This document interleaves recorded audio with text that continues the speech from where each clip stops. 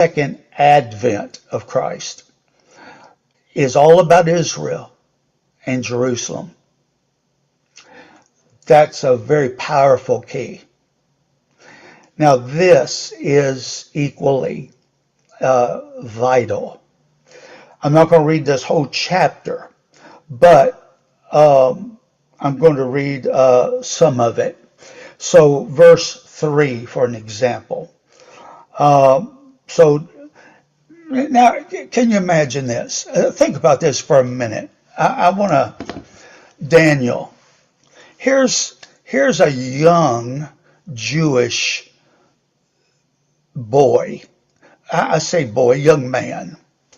I don't know how old Daniel was, but he was young, and he has been captured and taken from Jerusalem to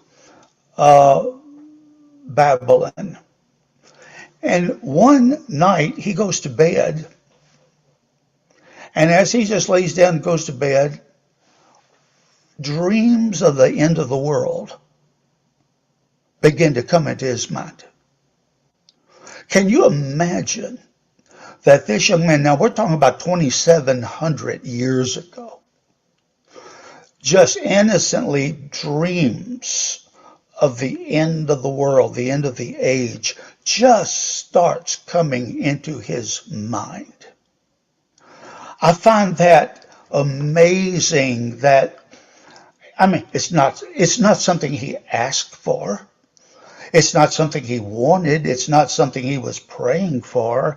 He wasn't saying, God, give me knowledge about the end of the age.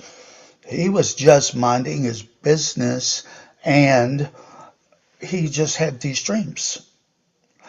And those dreams were fulfilled and are yet to be fulfilled. So a part of this dream hasn't happened yet, and that's 2,700 years ago.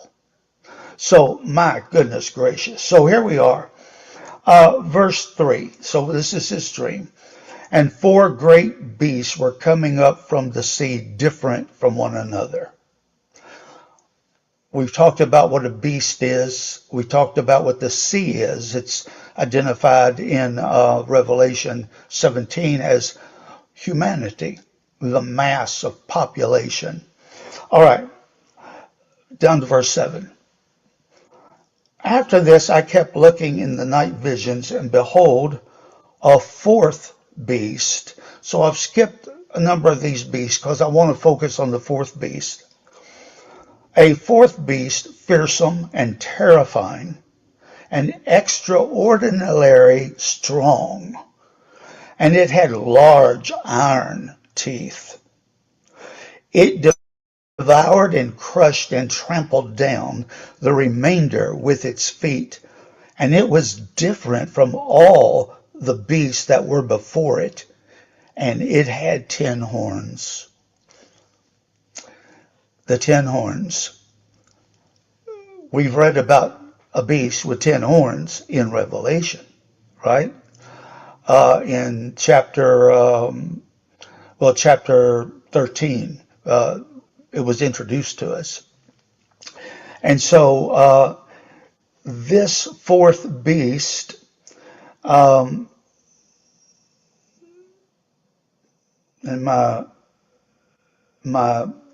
phone here scrolled on me.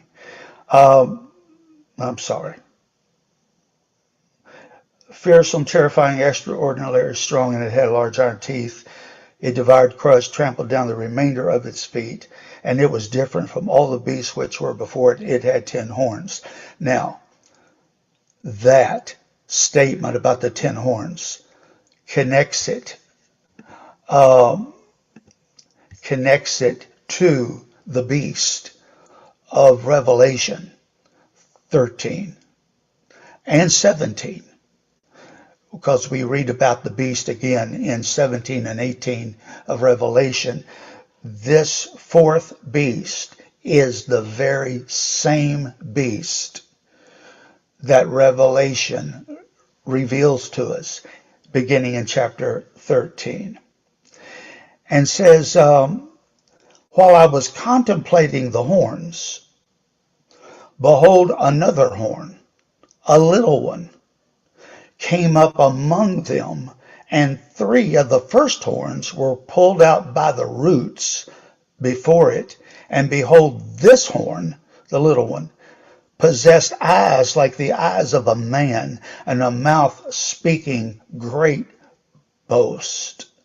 Well, this little horn is the Antichrist.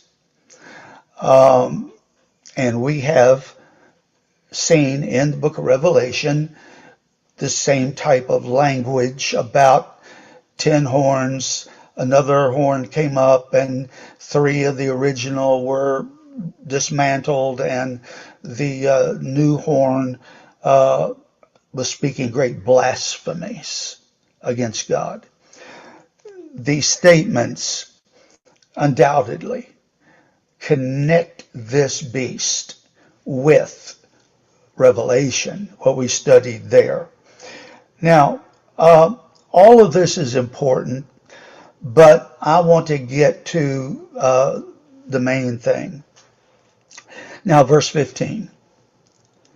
As for me, Daniel, my spirit was distressed within me, and the visions of my head kept alarming me. I came near to one of those who was standing by and began seeking out from him the exact meaning of this. So he said to me and made known to me the interpretation of these things. These great beasts, which are four in number, are four kings who will arise from the earth. But the saints of the Most High will receive the kingdom and possess the kingdom forever, for all ages to come. Then I desired to know the exact meaning of the fourth beast, which was different from all the others, extraordinary, fearsome, with its teeth of iron, its claws of bronze, and which devoured, crushed, trampled down the remainder with its feet. And the meaning of the 10 horns that were on its head, and the other horn which came up, and before which 3 of them fell, namely that horn which had eyes and a mouth speaking great boast, and which was larger in appearance than its associates. I kept looking, and that horn, the one that came up and dismantled the 3, was waging war with the saints and overcoming them. That's a statement about the Antichrist making war against God's people in the Great Tribulation period, and he is defeating them in the Great Tribulation period. Until the Ancient of Days came, and judgment was given in favor of the saints of the highest one. And the season arrived when the saints took possession of the kingdom. Now, verse 23. Thus he said, the fourth beast will be a fourth kingdom on the earth, which will be different from all the other kingdoms, and will devour the whole earth and tread it down and crush it. As for the 10 horns, this is the verse. That's the key. As for the 10 horns, out of this kingdom, 10 kings will arise. All right, let's stop for just a minute. As for the 10 horns, out of this kingdom, 10 kings will arise. I hope you're seeing something really, really vital here. The 10 horns, they come out of a certain kingdom. Well, they don't come out of the kingdom of Babylon. They don't come out of the kingdom of Media Persia, and they don't come out of the kingdom, what's the Media Persia and Oh my goodness. They don't come out of any of those kingdoms. They come out of the fourth. And what is the fourth kingdom? The Roman Empire. The Roman Empire is the fourth kingdom.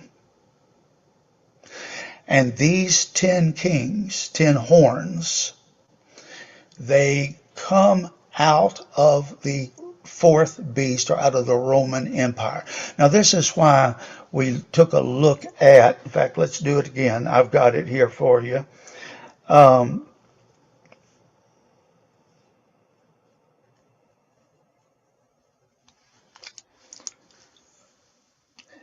The 10 horns came out of this kingdom. So it's important to note that the prediction, the prophecy is that 10 future kings are going to come out of this kingdom, and the Antichrist is going to come out of this kingdom. So what does that tell us all? It tells us all that this is the geographical center of the beast, the 10 horns, the Antichrist. This is it. Now, out from this, yes, it will have influence and things like that, but this is the center of all of that. So if somebody said to me, I think Donald Trump's the Antichrist. Well, I know from sheer geography it's impossible, because America wasn't part and is not a part of the Roman Empire. I don't care who the American president would be, or how good or evil they may be. The 10 horns and the Antichrist can really only come out of the countries that are touching the Mediterranean Sea, with the exception of Great Britain, which isn't. And so that's the area. So if we say, I think so-and-so in China is the Antichrist. No, he's not the Antichrist, because China's not part of that geographical location. Now, it is possible for President of the United States, or President of China, or anybody else to be a Antichrist, but not the Antichrist. Because the spirit of Antichrist is already in the world. In fact, it's been here for 2,000 years, according to 1 John. So the spirit of Antichrist is already in this world. It's been working undercover in this world for 2,000 years. And we easily see where it's been working. And Pastor Reggie taught about this. It's been working everywhere. It's been working in political systems. It's been working in economics. It's been working in education. It's been working in the legal system. It's been working in every strata of society. It's been working in entertainment, music industry. The spirit of Antichrist has been actively at work for 2,000 years.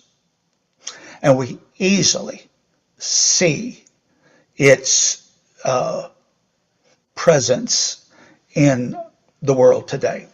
However, the Antichrist, which is a human being, a man, the Antichrist will arise geographically out of the old Roman Empire area. Now, Pastor Reggie knows this, but this is called the revived Roman Empire, or the recreated Roman Empire. So the prophetic word seems to imply that at the end of the age, that is at, in the Great Tribulation period of time, the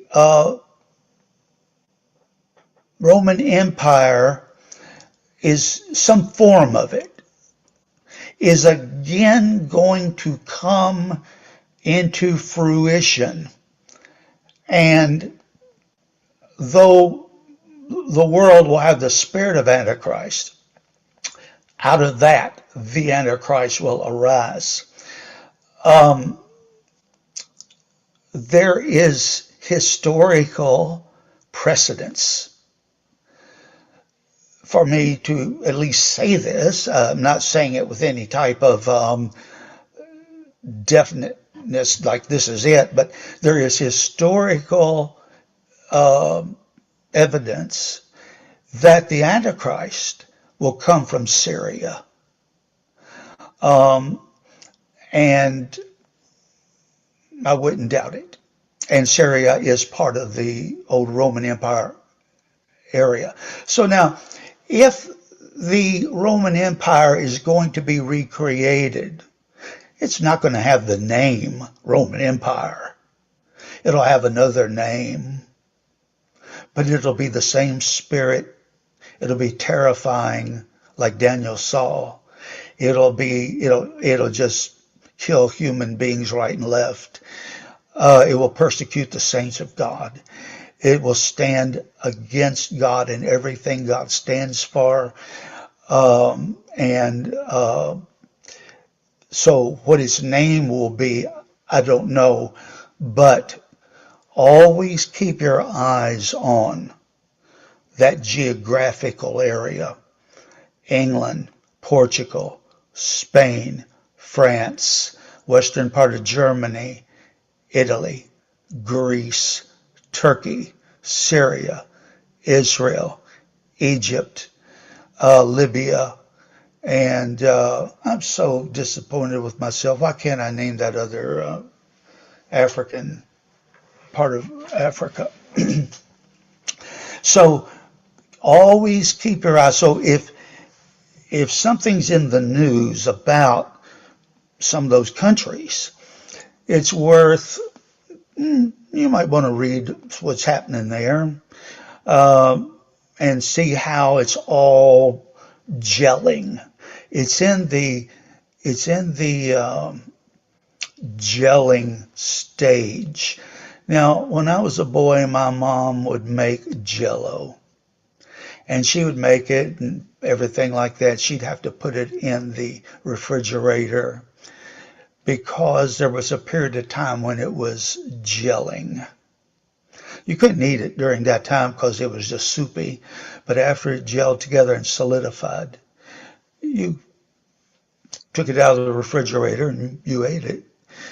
Things in this world right now are gelling. They're not solidified yet, but they're on their way to being solidified.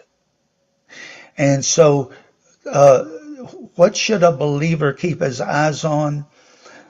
Always keep your eyes on Israel. Always keep your eyes on Jerusalem. And always keep your eyes on that area around the Mediterranean Sea, because that's where the action will be. So America is not going to be a part of that. Now, America by that time may be possessed with the spirit of Antichrist, may be an ally or something, but it's not going to be part of that. This is why people say things, and bless their hearts, they just don't know. The Antichrist is not coming from South America or Australia or Vietnam or someplace like that. No. The Antichrist is coming from the geographical area of the Roman Empire. Now, with all that said, I want to look at Revelation 17, and we are close to finishing, actually, but we have some glorious chapters in Revelation before us, and I can't wait to get to them. Um, all right, so for an example, and I'm not going to reread all of this, but Revelation 17, verse 3, and he carried me away in the spirit into a wilderness. Then I saw a woman sitting on a scarlet beast full of blasphemous names, having 7 heads and 10 horns. The revived Roman Empire. Because Daniel makes it clear that the 10 horns come out of the Roman Empire. And so all of this, 7 heads, 10 horns. All right, and verse 18. And the woman whom you saw is the great city, which has a kingdom over the kings of the earth. All right? Where in this world will this city be located? It can only be in one area. It can't be anywhere else. It's got to be in the area that the prophetic calendar of God focuses on. And so this city will be in the area, geographical area of the old Roman Empire. So everything biblically, end of the age, revolves around the people of Israel, Jerusalem, and around the Mediterranean Sea. So that city is there. Now, when John got this revelation by the Holy Spirit, in his day, in that generation, among the believers alive at that time, in that moment, when they read John's letter called Revelation, when they read it, they thought of only one thing. And the woman whom you saw is the great city. They thought only of the city of Rome. They didn't think of anything else. Now, that doesn't mean that makes that correct. It just means that in the moment, Rome was said to be a city set on 7 hills, which earlier it talks about 7 hills. And so that's what the first generation of Christian thought, that it was the city of Rome. I can't say for sure because the Bible doesn't say it by name like that, so I can only lay it before you as a supposition, maybe a likely supposition. But what does Rome have going for it that would make it fulfill prophecy? Well, it's in the right geographical area. Chapter 18 of Revelation actually talks about financial and economic Babylon, and basically says that it's a city that has a seaport. Well, I know Rome is not on the sea per se, but it gets a lot of its goods import and export out of a nearby port there in Italy. Maybe you can check that box. Maybe you don't feel comfortable checking that box. For me, I think I would check it. It was the capital, of course, of the Roman Empire. It morphed after the political and military Roman Empire was lost. It morphed into a religious Babylon, And it to this day has vital sway over many, many, many, many kings of the earth, politicians, politicians in high places in America, in every nation in the world. It's the only city that can make that statement. Not even Mecca can make that statement. Only Rome can make the statement that it has great power and influence over powerful people all over the entire world, from Australia to England to America to Chile. It on and on. I was telling Catherine a couple of Sundays ago that I read this a couple of years ago now. I read that Colombia, South America, all of South America is part of it. Um, every year they send $20 million to the Vatican. That's just one country.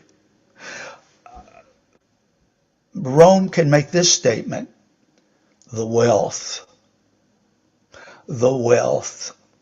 Oh my goodness. The Vatican has the wealth.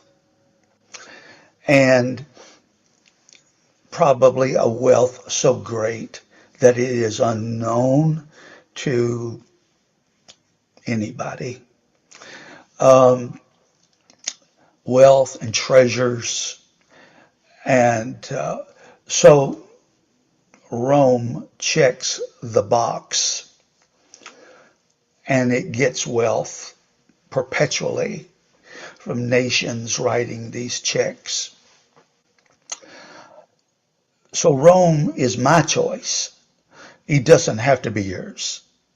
Your own study and everything can provide you with uh, maybe what you feel is a better choice than the city of Rome. It's also been commonly thought, and I don't mean by just few, it's been thought by hundreds of thousands, if not millions, that the Pope will either be the Antichrist or the false prophet. I think he'll be the false prophet. I don't think he'll be the Antichrist. Who will be, I don't know. But I do think the papacy, whoever the Pope is at that time, prophet, is Rome, the woman of Revelation 17. Is Rome the woman who is riding the political system at that time? Is Rome the woman, the harlot, the mother of all harlots? I don't know. Maybe, maybe not. That's again up to you um, to study and come up with something on your own. But so some of these things definitely, um, definitely tie in very closely to to what we've been studying. So I want you to really focus on the old Roman Empire area.